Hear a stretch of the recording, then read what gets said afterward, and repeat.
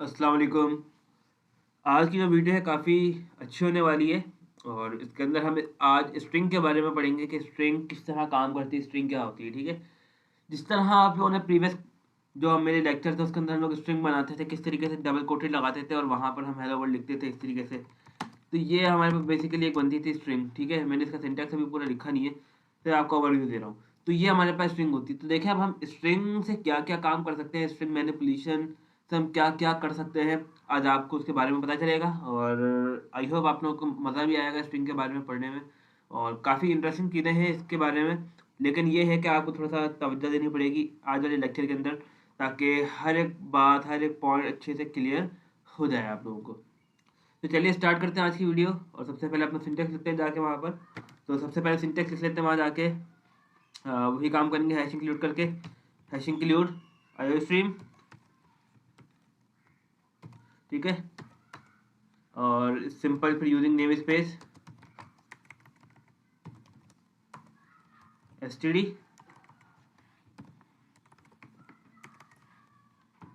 ठीक है? कॉलन लगा के फिर वैसे ही इंट मेन बनाना है, फंक्शन बनाना है आपको और फंक्शन बनाने के बाद ब्रेसेस और ब्रेसेस के बाद रिटर्न 0। तो आपके पास एक ये तैयार हो गया है आपका स्ट्रक्चर, रिटर्न 0। ये जैसे ही ये करेंगे आपके पास स्ट्रक्चर तैयार हो गया है। अब हमने जो बात करनी है वो बात करनी है आज स्ट्रिंग मैनिपुलेशन के ऊपर और कुछ चीज़ें आज हम न्यू सीखेंगे इसके अंदर जो आप लोगों को मज़ा आएगा इंशाल्लाह ताला इसके अंदर। तो यहाँ पे लिख लेते हैं स्ट्रिंग मैनिपुलेशन,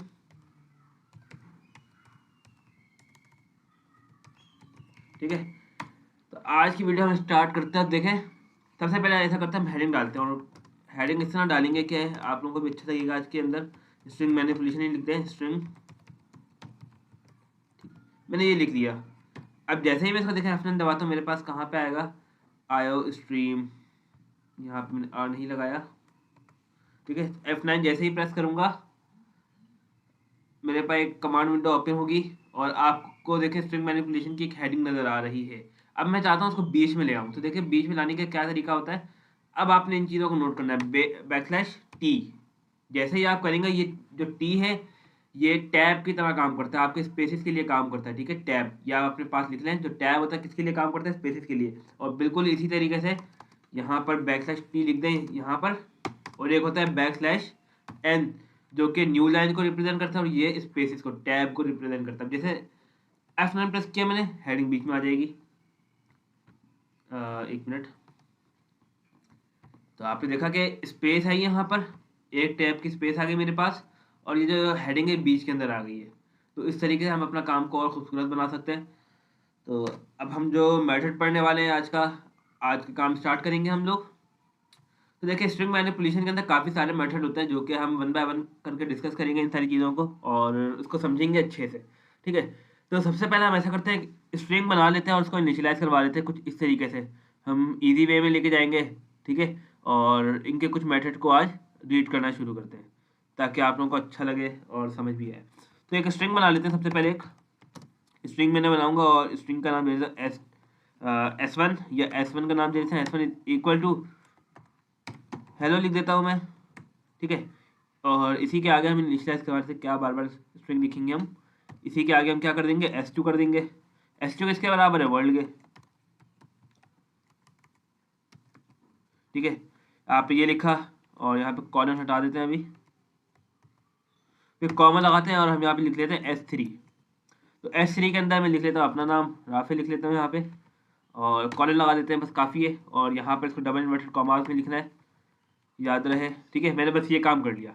अब जैसे ही जाकर देखें मैं आप प्रिंट करवाना चाहूँगा तो मुझे क्या मिलेगा, सी आउट S1 अगर मैं प्रिंट करवाना चाहता हूँ तो देखते हैं मुझे क्या मिलता है।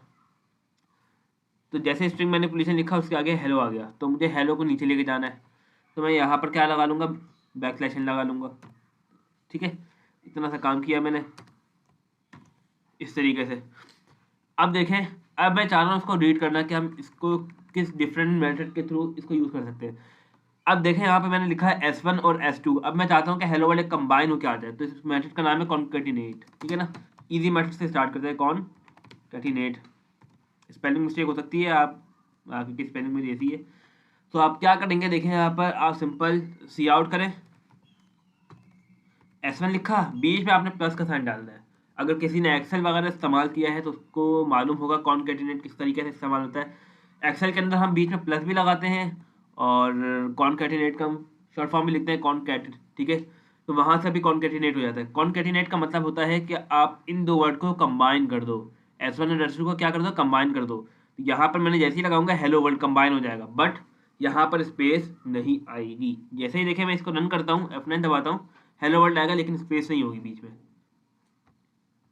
देख सकते हैं आप, मैंने जैसे ही हेलो वर्ल्ड लिखा लेकिन बीच में स्पेस नहीं है। अब मैं चाहता हूँ कि स्पेस भी आ जाए ना इसके अंदर, तो आप अपना यहाँ पर भी स्पेस दे सकते हैं, ठीक है। तो आपके पास ऑटोमेटिकली एक स्पेस आ जाएगी। तो देखिए आप हेलो वर्ल्ड आप पे कॉनकैटिनेट के थ्रू कितना इजी वे में आप यहाँ पे ले आए, आपको कंबाइन करने की नीड नहीं पड़ी। अब ये कहाँ हम इस्तेमाल करते हैं, अब इसकी बात कर लेते हैं। ये जो हम इस्तेमाल करते हैं बेसिकली कुछ डेटा हमारे पास ऐसा होता है जिसको हम एक्सट्रैक्ट करते हैं, तो वहाँ पर हम इसको इस तरीके से यूज़ कर रहे होते हैं। लेकिन हम सिंपल जो प्रोग्रामिंग इस्तेमाल करते हैं उसके अंदर इस तरह का मैटर नहीं आता। हाँ, जब हम कुछ चीज़ एक्सट्रैक्ट कर रहे होते हैं और हमें कुछ चीज़ चाहिए होती है प्रीवियस चीज़ों से, जैसे कि लाइक सपोज आपको एक एग्जांपल दूँ, आप एक प्रोग्राम बना रहे हैं, लाइक पासवर्ड जनरेटर बना रहे हैं, ठीक है। आपको उसके अंदर से आपको कॉन्केटिनेट भी करना होगा, आपको काफ़ी सारी चीज़ें देखनी पड़ेंगी। तो वह हम उस तरीके से ये चीज़ों को कर लेते हैं एब्जॉर्ब, ठीक है। तो कॉन्केटिनेट फिर हम वहाँ पे यूज़ कर लेते हैं कि कैसे पासवर्ड जनरेट हो रहा है, तो हमने क्या चीज़ ऐड करवानी है उसके अंदर, किस तरह रैंडम यूज़ करना है। तो ये फर्दर ये चीज़ें हम आगे देखेंगे और इसको करने की भी ट्राई करेंगे अपने प्रोग्राम के अंदर, ठीक है। कॉन्केटिनेट तो समझ आ गया है। अगर मैं देखें यहाँ पे लिखना चाहूँगा और मैं यहाँ पे एक एंडल लगा देता हूँ ताकि ब्रेक आ जाए। अब मैं बोल देता हूँ सी आउट S1 और यहाँ पर मैं प्लस लगाऊंगा और यहाँ पे S3 लिखूंगा, तो मेरे पास क्या प्रिंट हो जाएगा, हेलो राफे। चेक करते हैं इसको। जैसे ही मैंने लिखा सबसे पहले आया हेलो वर्ल्ड, क्योंकि वो लाइन प्रिंट होगी S1 और S2 वाली, और फिर नीचे मुझे दे रहा है हेलो राफे। तो हम इस तरीके का हम कॉनकैटिनेट के जरिए कर सकते हैं, ठीक है। अब कुछ चीज़ें हैं और मेथड पढ़ लेते हैं इसका। सिंपलेस्ट मेथड मैंने आपको स्टार्ट करवाया था जो कि यहाँ पर लिखा हुआ है कॉनकैटिनेट का। आप लोगों को ये PDF में दे दूंगा, आप लोग इसको एक्सेस कर सकते हैं, ठीक है। अब हम हमारे पास है एफ सब स्टार, ठीक है ना।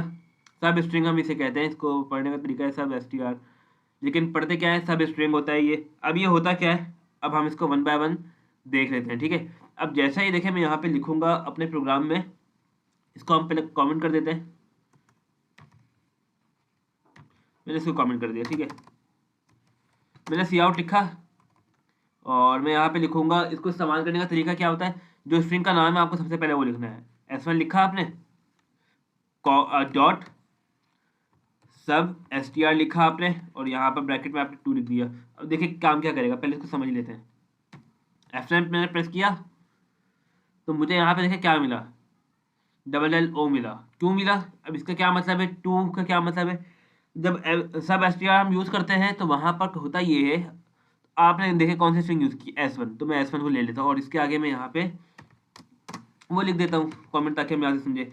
टू का मतलब ये है कि आपके पास स्टार्ट कहाँ से हो रहा है, 1, ये 1 है और ये 0.2 है, 1 2, ठीक है। 2 के बाद जितना भी लिखा होगा आप उसको मुझे दिखा दो। 2 के बाद कुछ भी होगा आप मुझे उसको प्रिंट करके दिखा दो कि उसके बाद क्या लिखा हुआ है। अब मैं चाहता हूँ कि मुझे यहाँ पे क्या ना मिले, मुझे यहाँ पे R तक ना मिले, मुझे सिर्फ LD मिले, ठीक है। तो मैं यहाँ क्या कर दूंगा, यहाँ पे सिंपल 3 लिखूंगा और यहाँ पे मुझे स्ट्रिंग चेंज करनी है, क्योंकि स्ट्रिंग कौन सी है, S2 चेंज किया। अब ये 3 क्या करेगा, देखें यहाँ से 1 2 3 तक क्या कर देगा, उसको इग्नोर कर देगा। उसके आगे जो भी लिखा होगा वो आपको प्रेजेंट होकर मिल जाएगा। अब चेक करते हैं हमें क्या मिलेगा, LD मिलना चाहिए यहाँ पर। जैसे ही मैंने प्रेस किया और यहाँ पे मुझे क्या मिल गया, LD, ठीक है। तो ये सब स्ट्रिंग का एक फ़ायदा है। सब स्ट्रिंग का क्या मतलब है, हम उस स्ट्रिंग में से पार्टिकुलर चीज़ें क्या कर देते हैं, हम ब्रेक कर देते हैं, ताकि हमारे पास जो चीज़ें हैं वो इजीली मिल सके। अब मैं चाहता हूँ कि मुझे इतना बड़ा मैनिपुलेशन ना मिले, अब मुझे इसको स्टोर करवाना पड़ता है एक जगह पर, फिर मैं इसको चाहता तो सिंपल मैन ही मुझे मिल जाता। इस तरीके से हम अपने काम को डिफरेंट वेज के थ्रू कर सकते हैं, ठीक है। तो आपने यहाँ पे देखा कि हमने सबस्ट्रिंग को किस तरह यूज़ कर लिया है, ठीक है। अब इसका एक और मेथड ये है, इसको हम किस तरीके से यूज़ कर सकते हैं हम वो भी देखते हैं। Ctrl+D आप प्रेस करें, आपके ऑटोमेटिकली कॉपी हो जाएगा। और यहाँ पे मैं एक कमेंट डाल देता हूँ ताकि आप लोग इसको देख सकें, ठीक है। सब स्ट्रिंग का मैंने डाल दिया और इसको भी कमेंट कर देते हैं। अब देखें जैसे ही मैंने कमेंट किया और मैंने इसी लाइन को कॉपी किया, अब मैं चाहता हूँ कि मुझे क्या मिले, ए एफ ए मुझे चाहता हूँ, ठीक है, कि अपने स्ट्रिंग के अंदर मुझे ये चीज़ मिले। तो इसके अंदर हम क्या कर सकते हैं, सब स्ट्रिंग के अंदर 1 को रखने के बाद आप यहाँ पर क्या करेंगे, आप यहाँ पे डाला आपने कॉमा और यहाँ पे आपने लिख दिया 3। अब इसको समझने से पहले क्या काम करना है, अब आप इसको समझें, और ताकि आप लोगों का जो ऊपर वाला मेथड है वो भी क्लियर हो जाएगा। जो कि मैंने आपको एक बात बताई थी वो इनकम्प्लीट थी, अब टाइम आ गया कि हम इसको कम्प्लीटली समझ लें, ठीक है। तो इसको ऐसा करते हैं, जो ये वाली जो पोजीशन है वो कहलाती है 0th पोजीशन, फिर 1, फिर 2, 3, 4। आपके पास इस तरीके से पोजीशन एलोकेट होती हैं कंप्यूटर के अंदर। इसका मतलब ये है कि आपके पास मेमोरी 0 है, मेमोरी 1 है, memory 2, memory 3 and memory number 4 आपके पास इस तरह से होता है। अगर आप इसी की बात कर लें तो देखें ये क्या बता रहा था कि आपका स्टार्ट कहाँ से हो। मैंने आपको क्या बताया था इसके अंदर कि 1 को रिमूव करवा दो ना, बट इसको आप अच्छे तरीके से समझने के लिए क्या करना है आपको, आपने मेमोरी एलोकेट करवा दी 0, 1, 2, 3, 4, ठीक है, आपके पास मेमोरी आ गई है। अब इसका मतलब है 1 से स्टार्ट करो। अब कॉन्सेप्ट, अब टाइम है कि अपनी कॉन्सेप्ट को क्लियर करें, ठीक है। 1 का क्या मतलब है, 1 से स्टार्ट करो। 1 कौन सा है आपका, ये वाला ए। तो जब भी आप लोगों को मैं जब प्रेस करवाता था 1, आपके पास आर रिमूव हो जाता था, बाकी ए एफ ए वाई आपके पास प्रिंट होके आता था नीचे। अब 1 का क्या मतलब है कि 1 से स्टार्ट करो। 1 क्या है आपके पास, ये है ए एफ ए वाई, आर आपके पास निगलेक्ट हो गया। अब जैसे ही मैंने देखा यहाँ पे क्या लिखा है 1 से 3, तो क्या मुझे मिलेगा 1, 2 एंड 3, मुझे क्या मिल जाएगा A F A Y. Check करते हैं ज़रा इसको, F9 प्रेस किया मैंने तो मुझे ए एफ ए मुझे मिल गया, ठीक है। चलिए अब साइज़ की बात कर लेते हैं। अब आपके पास एक और मेथड आता है जिसको मैं यहाँ पर लिख देता हूँ। साइज़ का एक काफ़ी इजी मेथड है और अपनी वीडियो को फिर एंड करते हैं। तो देखिए साइज़ का क्या मतलब होता है, आप जब कभी मार्केट जाते हैं या कुछ सामान लेने जाते हैं तो आप कभी कुछ शॉपकीपर को ये नहीं कहते कि आप मुझे मीन्स के लेट सपोज कपड़े लेने जाते हैं और ठीक है शूज़ लेने जाते हैं तो उनके कोई प्रिसाइज नंबर होते हैं, 1 नंबर, ठीक है। फिर इसी तरह कपड़े में लेके जाते हैं तो मीडियम का अलग नंबर होता है, फिर लार्ज का अलग होता है। तो इसी तरह साइज़ होता है, तो साइज़ हमेशा कभी भी 0 नहीं होता, ठीक है। तो साइज़ के लिए साइज़ हमेशा कहाँ से स्टार्ट होता है, 1 से स्टार्ट होता है। जैसे कि ये चीज़ ही आपके पास कहाँ से स्टार्ट हो रही है, 0 से। जितनी भी लेंथ होती है, साइज़ होता है, वो कहाँ से स्टार्ट होते हैं, वो स्टार्ट होते हैं 1 से। तो मैं यहाँ पे लिख देता हूँ ताकि आप लोगों को याद रहेगा, ठीक है। स्टार्ट फ्रॉम 1, ये से हमेशा 1 से स्टार्ट होता है। अब मैं चाहता हूँ कि राफे की जो लेंथ है वो कैलकुलेट हो जाए। लेंथ का मतलब साइज होता है, ठीक है। तो आप यहाँ पे क्या लिखेंगे, सी आउट, आपने सी आउट लिखा और सी आउट के बाद आपने स्ट्रिंग का नाम लिखना है। वैसे ही S3 लिखा आपने डॉट, इस तरीके का ही फॉर्मेट है। आपने सिंपल साइज लिखना है SIZ साइज, एंड आपने बस ये आपने पैरेंथेसिस लगा दिया और आपको मिल जाएगा। साइज कितना काउंट कर लेते हैं इसको, 1, 2, 3, 4, 5। तो मुझे यहाँ पे 5 प्रिंट होकर मिलना चाहिए। इसको हम कमेंट कर देते हैं ताकि ये बीच में ना आए। F9 दबाया मैंने तो मुझे मिल गया यहाँ पे 5, ठीक है। तो इस तरीके से मैं किसी भी स्ट्रिंग का साइज जान सकता हूँ कि उसकी लेंथ कितनी है। अब मैं चाहूँ तो मैं यहाँ पे लिख दूँ अब्दुल राफे, ठीक है। इसको भी काउंट कर लेते हैं, अब्दुल राफे भी मैंने बीच में स्पेस भी दे दिए। तो स्पेस भी आपको पता है कि एक एज ए स्ट्रिंग काउंट होती है। तो कैसे करेंगे, 1, 2, 3, 4 एंड 5, बीच वाले 6, 7, 8, 9, 10, 11, ठीक है। 11 हो गया आपके पास, 5 और 5 11। F9 में प्रेस करता हूँ तो चेक करते हैं ज़रा इसका, मुझे यहाँ पर 11 मुझे मिल गया, ठीक है। तो हम ये स्ट्रिंग की लेंथ क्यों फाइंड आउट करते हैं, बाद औक़ात हम चाहते हैं कि हम किसी भी चीज़ की जब कोडिंग कर रहे हो तो हम वहाँ पे फॉर लूप लगा सकें। अभी आप लोगों ने फॉर लूप स्टार्ट की नहीं है, तो जब हम इन चीज़ों से पास आउट हो जाएंगे तो फिर हम वहाँ पे फॉर लूप और इफ़ एल्स कंडीशन को यूटिलाइज़ करना शुरू कर देंगे। अगर आप लोगों को आज की वीडियो में कुछ भी मसला हो तो आप मुझे कमेंट सेक्शन में बता सकते हैं ताकि नेक्स्ट वीडियो में इस मसले को हल कर सकें। Thank you.